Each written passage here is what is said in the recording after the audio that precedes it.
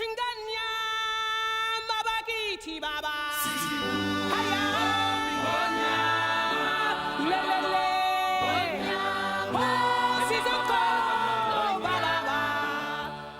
guys, thanks so much for talking to me this morning. My first question is, how big are your roars? I think I've definitely got the biggest roar in the show. Yeah.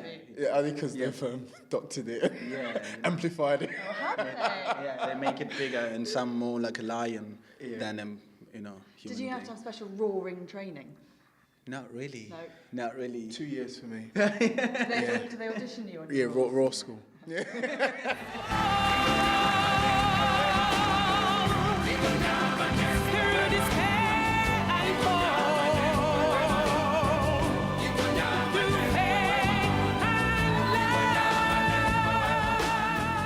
When they, decided to make to change it into a musical, and they brought on Julie Taymor, who's one of the, world's greatest directors, and she came up with the ideas of how to change the movie into a musical, introducing the masks and the Balinese and the movement on stage and the costumes and everything like that.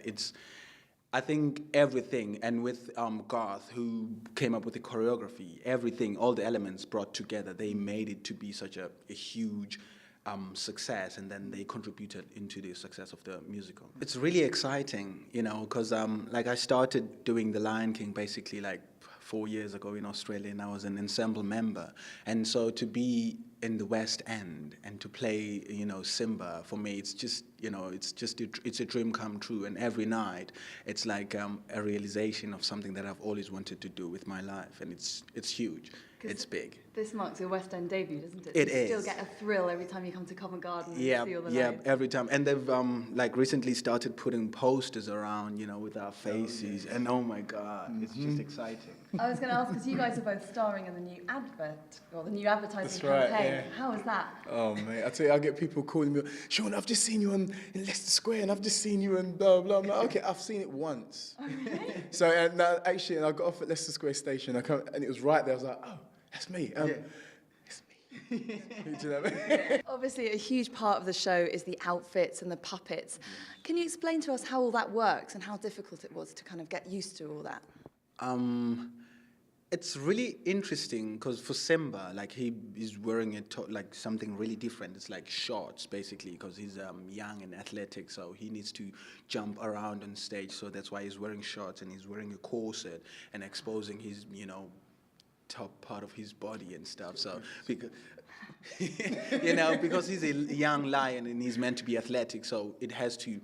The costume has to, sort of portray that on stage, the fact that he's physical and he's wearing a mask, which is sort of like a Roman sort of helmet, so he jumps around on stage and basically everything has to complement the fact that he's a young athletic lion. Yeah. Yeah, and Mufasa on the other hand, it's a totally different story. Do you get the easy ride? Easy ride? I've got all these things strapped around my waist. It weighs about a ton. I mean, my thing is more, it's gladiator as well, isn't it? Yes, so I've got my sandals, and it's kind of got like a shield thing, and it's very kind of regal and kingly and whatever, but it's heavy. Yeah. And also, I've got this thing that's the mex that comes forward. So in the show, anytime I kind of lose it or get a bit angry and whatever, this kind of represents the aggressive side, the animalistic side, the lying side. And I suppose it's kind of, you're kind of fully man but fully beast. Do you know what I mean? So there's a part of you that's kind of like this. I kind of, in my head, I kind of liken it as like that evolutionary kind of chain where kind of you're the man and then all of a sudden you kind of turn to the beast. So there's all different stages of it. And I've got a little switch there. It switches out there and comes back up. But it's heavy and it's noisy.